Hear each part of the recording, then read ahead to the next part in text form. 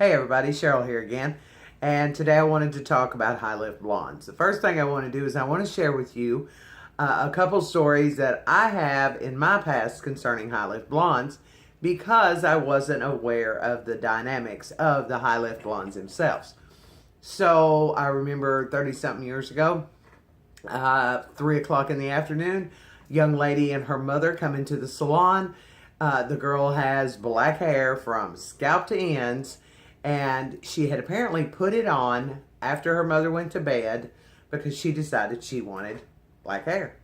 And her mother had told her no, so she did it anyway. So her mother made her go to school. She obviously hated it, and now they were there to have it removed. Well, with my very limited knowledge at the time, I said, sure, not a problem. I set her in my chair, prepared her, and I went and mixed up a high lift blonde. Some people call it an ultralight blonde. And in different companies, different directives, but the basic principle's the same. It is mixed with double 40 volume. In today's world, there are some with double 30 volume. And the pretense is to create a light blonde in the correct tone in one step. Great, except for she had previously colored black hair. I didn't understand that it was a color, and color does not lift color. So I applied it, let it set 45 minutes. I shampooed it out, and she still had black hair, with the exception of the spots she missed during her own application. And now they were a beautiful bright orange. Needless to say, at 9 o'clock that night, both of us left crying, literally, with black hair. Not me, but her. And then go on into time, I figured out what happened. So then there was that moment that the client came in. She had heavily highlighted hair, and she was tired of having it highlighted. She just wanted her hair that beautiful light blonde all over. Well, I had a little bit more knowledge at this point, and I said, oh, cool. So I went and mixed up another high lift blonde at that point and applied it to her regrowth and let it process the full 45, 50, 55 minutes, whatever the directives were at the time. And when I got done, she had her beautifully blonde highlighted hair. Now she had very warm level 10 roots. I knew how to fix it then, but what I didn't know was what went wrong. And those two scenarios, that's what I want to share with you. And I want to help you to understand when you're working with a high lift blonde, first of all, it's a color. It is a color. Color does not lift color, meaning it does not lift color molecules out of the hair that were previously put in there artificially. Now, think of it in terms of this. There's different ways to get blonde. We use lightener. We use just a regular color depending on where they sit and how blonde they want to be. Or we can use high lift blondes.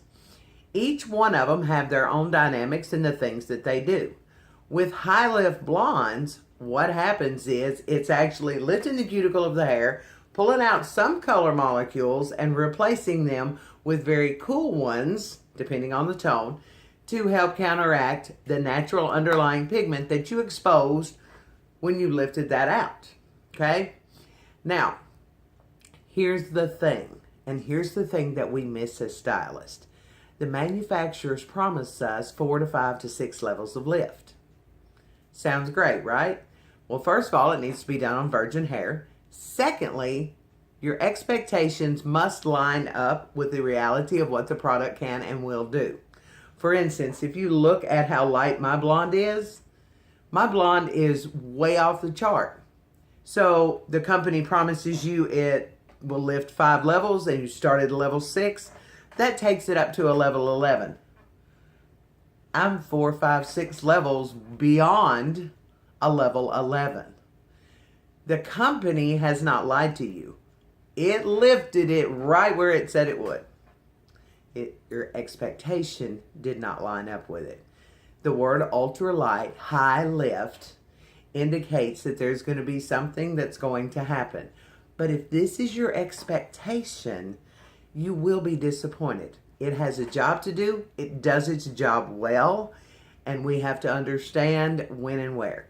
The other thing is with clients and their expectations. They want their hair blonde. They want it lighter. And they say to you, don't use bleach. Don't use bleach. And then we immediately try to figure out what to do. Now, you're not going to get my hair this light without lightener. That's the way it works. These are chemicals, and we have to be aware of what goes on. Lightener is kind of like with an elevator. Elevator door opens up, 25 people get off, door shuts, elevator goes on up to the next floor. Color is more like being on the elevator, or high lift color, and there's 25 people on the elevator and there's 25 more waiting to get on. But only 10 of those come out. So that means only 10 can go back in. Same thing. You've got to understand your product and your chemical to know and to create fabulous results. So understand that high lift blondes work best on virgin hair. They're not toners. I know many of you use them as toners. We can't keep you from that, and that's okay too. But here's the thing. It's only going to tone long enough for when they shampoo their hair the first time. It will look fabulous, but when they shampoo their hair the first time, that opening of the cuticle, it's going to go down the drain. I want some of you to understand what these chemicals do and how it plays into you so you can avoid challenges. Sometimes you need lightener, and that's just the way it is. Just because we desire a product to work a certain way doesn't mean it will. So follow your manufacturer's directions, stay within the parameters so that you will achieve the very best results every single time. I hope these tips help. I hope it gives you some revelations about some challenges you've had. And look for me on YouTube at Cheryl Segraves, S-E-G-R-A-V as in victory, E-S. And on Instagram at Color1Up, C-O-L-O-R, the number 1 and up. And have a great day.